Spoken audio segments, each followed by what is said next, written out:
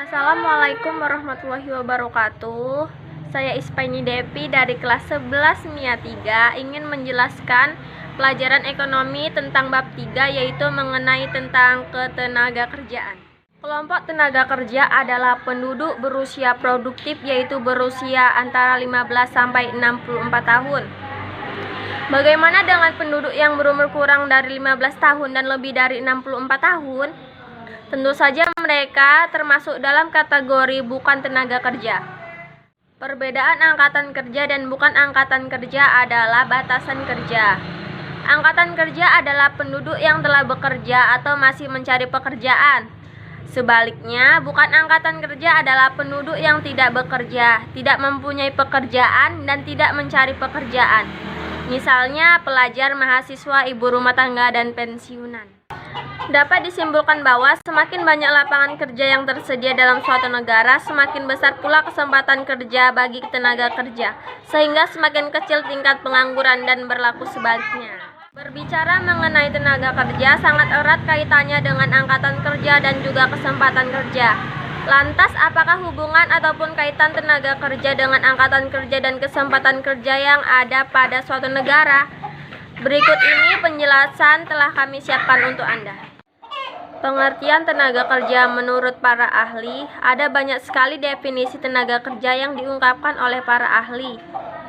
Berikut ini merupakan 2 definisi terbaik mengenai tenaga kerja. Menurut Sumitro Jojo Hadikusumo 1987, tenaga kerja adalah semua orang yang mau ataupun bersedia dan memiliki kesanggupan untuk bekerja, termasuk mereka yang menganggur meskipun mau dan mau untuk bekerja, akan tetapi terpaksa menganggur karena tidak adanya kesempatan bekerja. Sedangkan menurut Ritonga dan Yoga Firdaus 2007, pengertian tenaga kerja adalah penduduk yang berada pada rentang usia kerja yang siap melaksanakan pekerjaan.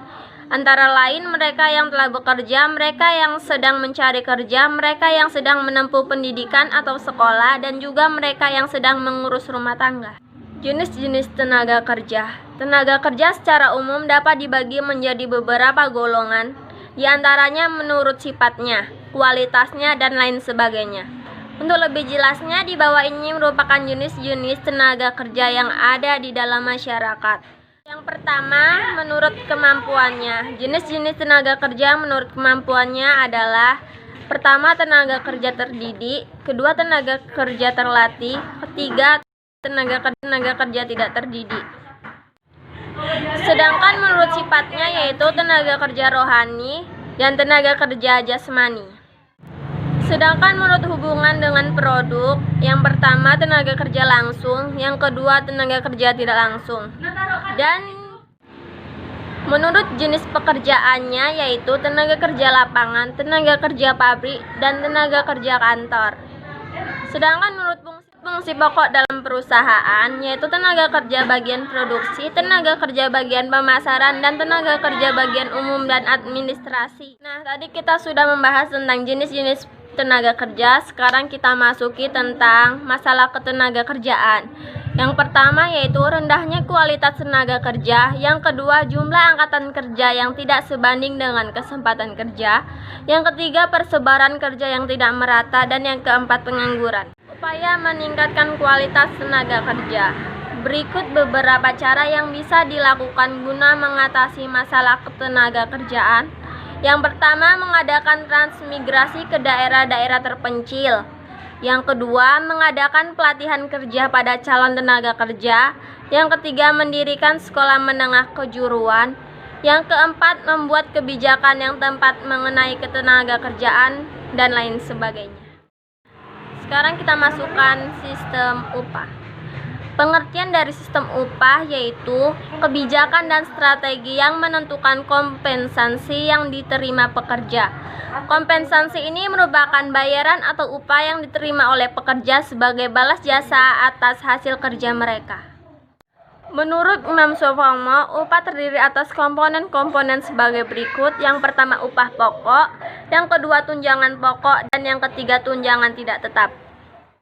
Struktur dan skala upah. Dasar pertimbangan untuk menyusun struktur upah terdiri atas pertama struktur organisasi, yang kedua rasio perbedaan bobot pekerjaan antar jabatan, yang ketiga kemampuan perusahaan, yang keempat biaya keseluruhan tenaga kerja, yang kelima upah minimum, dan keenam kondisi pasar.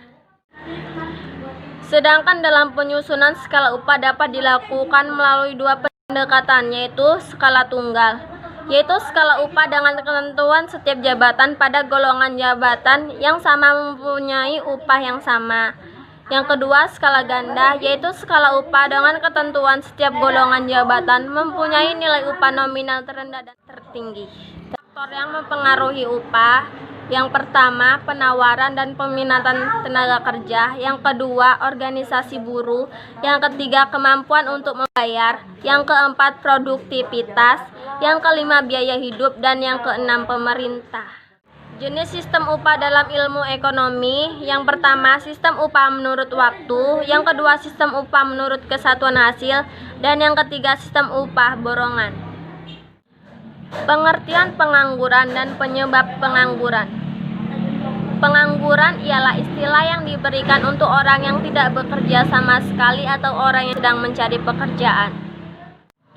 Penyebab pengangguran yaitu: pertama, ketidakseimbangan antara pekerjaan dan jumlah tenaga kerja. Yang kedua, kemajuan teknologi. Yang ketiga, kemampuan para pencari kerja yang tidak sesuai. Berdasarkan lama waktu bekerja. Pengangguran juga bisa dibagi berdasarkan lama waktu bekerja, yaitu: pertama, pengangguran terbuka.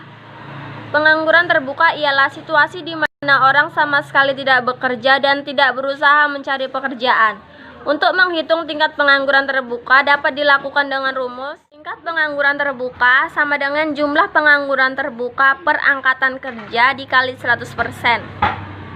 B. Setelah menganggur. Setelah menganggur ialah situasi di mana orang bekerja tetapi tenaganya kurang termanfaatkan. Diukur dari curahan jam kerja, produktivitas kerja, dan penghasilan yang diperoleh. Untuk menghitung besar tingkat setengah menganggur dapat dilakukan dengan rumus: tingkat setengah menganggur bekerja kurang dari 35 jam per minggu per angkatan yang kerja dikali 100%. Sekian dari saya, mungkin cukup itu yang dapat saya jelaskan tadi. Assalamualaikum warahmatullahi wabarakatuh.